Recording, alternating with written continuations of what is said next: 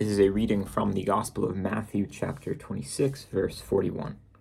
Watch and pray so that you will not fall into temptation. The spirit is willing, but the flesh is weak.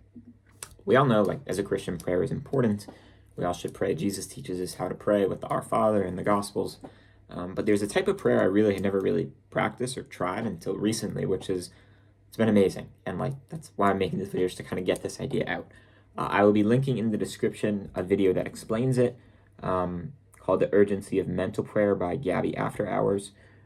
It's a great video. I would highly recommend watching it. It's long. I'm trying to kind of give a condensed version, or pitch it to you here more quickly. So what it is, very short, very simple. Mental prayer, it's kind of like imagining scenes in the gospel with your mind in order to conjure or remember or have a relationship with Christ, talk to Christ, or experience God's presence in these gospel scenes. So the way it was laid out in this video, again, I'm going to link this video in the description. I haven't done that yet, link something, but this is great. And the guy talks about too, Gabby, all these saints talking about it, explaining the efficacy of mental prayer, why it's important for combating spiritual warfare, the devil, growing in relationship with Christ. And he kind of explained how there's different terms for it, like mental prayer, also meditation. And when we think meditation, we think, Buddhist monk, maybe quieting our mind, or I don't know, meditating, thinking about. But this practice of mental prayer that the saints are describing here is using your imagination. I remember I did this once on a retreat by the method, I believe it was talking about specifically St. Ignatius of the Catholic tradition, where you're imagining you are talking to Christ in the Gospels. So there's kind of three very simple steps here. The first step is just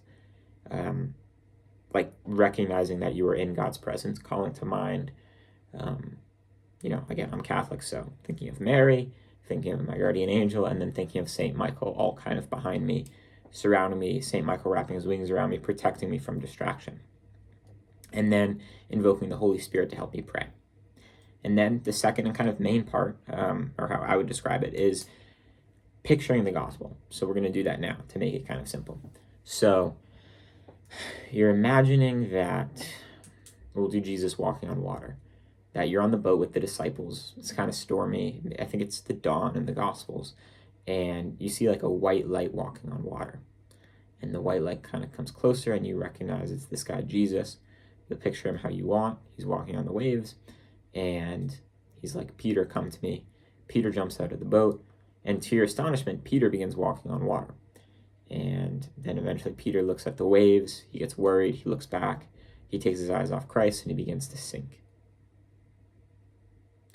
We then imagine, Christ picking him up, saying, you have little faith, or whatever he said. You can reread the passage.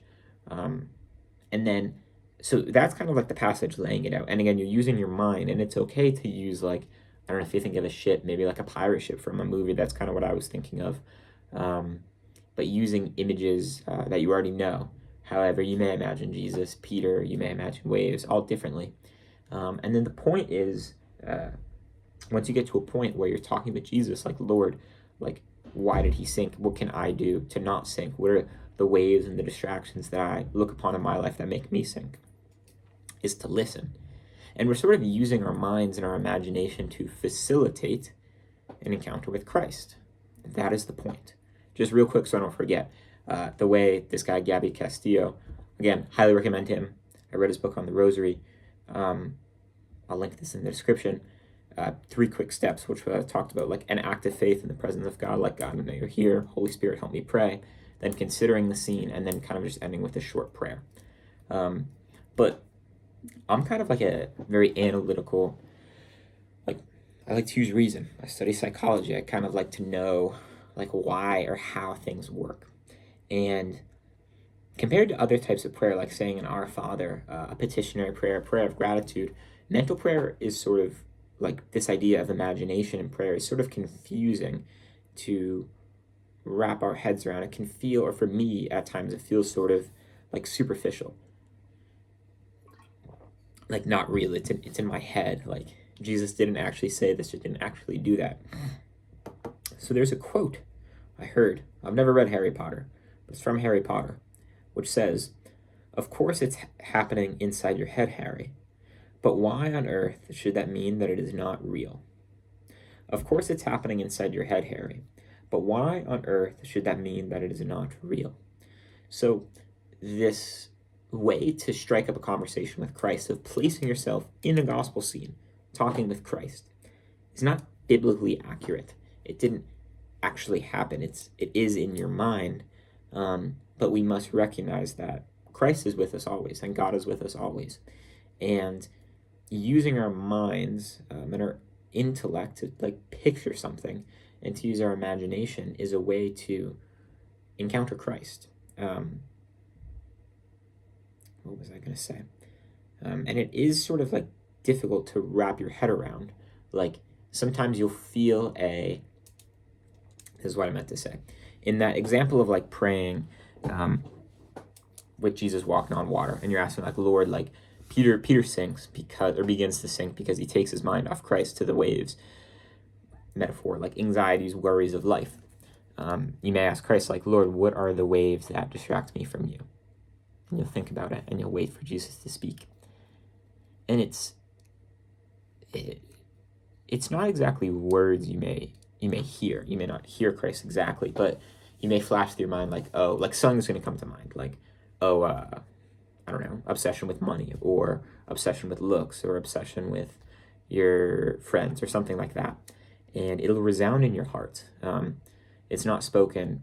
There's a wonderful quote I read, some saint, I think Saint Teresa of Avila, saying how God speaks with interior voices, not human voices, but with your heart, movements of your heart. So you'll kind of be thinking oh, this, and then you'll feel yes, that is what God is trying to tell me. And again, it's really hard to explain, or you have to try it, see if you are able to talk with Christ, if you're able to imagine Christ. God is always with us. God speaks to us in many different ways, but this is just a way that we're able to facilitate conversation with God, facilitate conversation with Christ by picturing him in the Gospels. And it's kind of cool that once you've read the Gospels enough or been Christian for long enough, you sort of download a sense of Jesus. You download, you think how he would walk, how he would talk. You've read so much of him talking, you've prayed on it, meditated on what he's actually said, then it's kind of easy to fill in the gaps of his mannerisms and stuff like that you can create an image in your head. Yeah, it's incredibly powerful to do this, to encounter Christ, to know that he is present by imagining his presence, but the presence is always there, and the imagination is just sort of a vehicle to talk with him. Yeah, it's just kind of something you have to do. I'd highly recommend trying it out. Mental prayer. I'm linking the big video in the description. Imaginary prayer. Yeah, I don't know. And another thing that you can do, I was told this a while back for prayer, for conversational prayer, is imagining Jesus sitting next to you when you're driving a car on a long ride, that sort of idea, which you could do if you're actually driving the car, but it's just sort of that same vibe. When you're walking, imagine Christ walking next to you. However, in whatever state you may, maybe he has the crown of thorns in his head, he could be carrying his cross, or just he's walking kind of peacefully. God is present everywhere. He's present in our minds, he's present around us, in nature, in the world, in his creation, everywhere. And it can be difficult to talk to him, but we have our imagination to be able to conjure up a picture or something to talk to, because it can be very difficult just to lift our souls up to God, and maybe we want to get something off our chest, maybe we want to have a conversation. And yeah, it represents God's presence, our minds. God is present everywhere, but it can be hard to know that. But if I'm imagining Christ sitting on that chair there watching me, or when I'm walking, I like that when I'm walking, in the woods or something, imagining Christ walking with me, it's kind of like a placeholder. I don't know if that's the right word, placeholder of God's presence around and within me, and something to talk to, a reference point, if you will. Yeah, give it a try. Look up mental prayer, imaginary prayer. Again, I'm Catholic. In the Catholic tradition, this guy was quoting a ton of saints talking about it, the efficacy of it. I'm sure it's in like Protestant other traditions as well. Using the mind to pray, using the imagination to pray, which sounds so like fickle, like imagination, but it's worth it. So many great saints in the Catholic tradition, so many holy men and women have practiced it, and it's something I literally only heard about once, but before I like came across it on the internet. I heard about it on a retreat once, which was kind of cool. But yeah, when you're talking with God, like imagine Jesus. Like we have Jesus to connect us to the Father, and one way we can do that is by putting him in our minds, having him walk with us throughout the day, so we can easierly,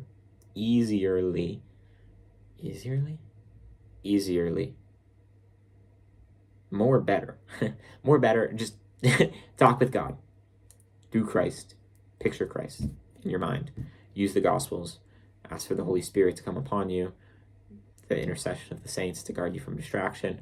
At the end, say a closing prayer, but in the middle, talk to Christ in the Gospel, imagine him. Maybe it's in your room, maybe the agony of the garden, you're praying next to him, but it's like by your bed, something like that. So many different ways to do this. So beautiful. Yeah, that's it. Take care. God bless. Try this out. Let me know what happens. Bye-bye.